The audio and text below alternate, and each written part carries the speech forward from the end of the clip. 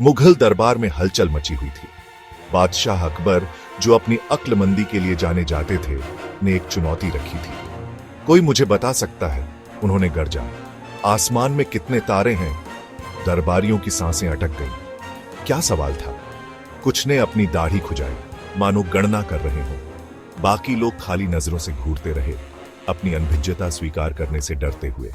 अकबर आंखों में चमक के साथ उनकी दुविधा देख रहे थे। वे जानते थे कि यह एक ऐसा सवाल था जिसका कोई जवाब नहीं था, या था।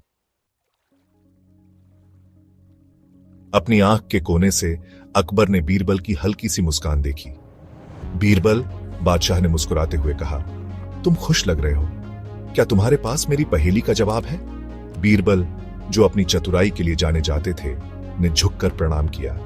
जहां पनाह, उन्होंने कहा, मुझे एक रात दीजिए और मैं आपको जवाब पेश करूंगा। दरबार में फुसफुसाहट फैल गई। क्या बीरबल, साम्राज्य का सबसे बुद्धिमान व्यक्ति, असंभव को जान सकता था? कुछ ने उपहास किया, जबकि अन्य आशा से देखते रहे। अकबर जिज्ञासु होकर बीरबल के अनुरोध को मान गए। बहुत अच्छा, उन्होंने घोषणा की।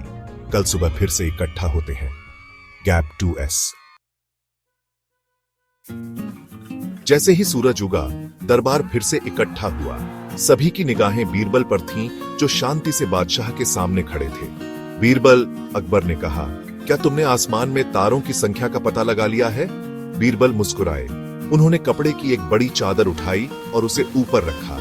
वह काली स्याही से ढकी हुई थी। जहां पनाह, उन्होंने घोषणा की, आसमान में तारों की संख्या बिल्कुल इस कपड़े पर काले बिंदुओं के बराबर है।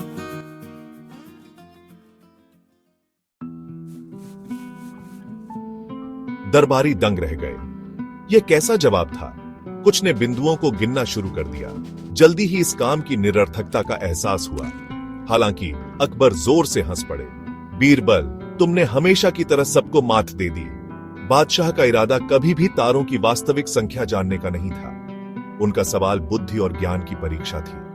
बीरबल ने समान रूप से असंभव उत्तर देकर चुनौती की अपनी समझ को बखूबी प्रदर्शित किया था।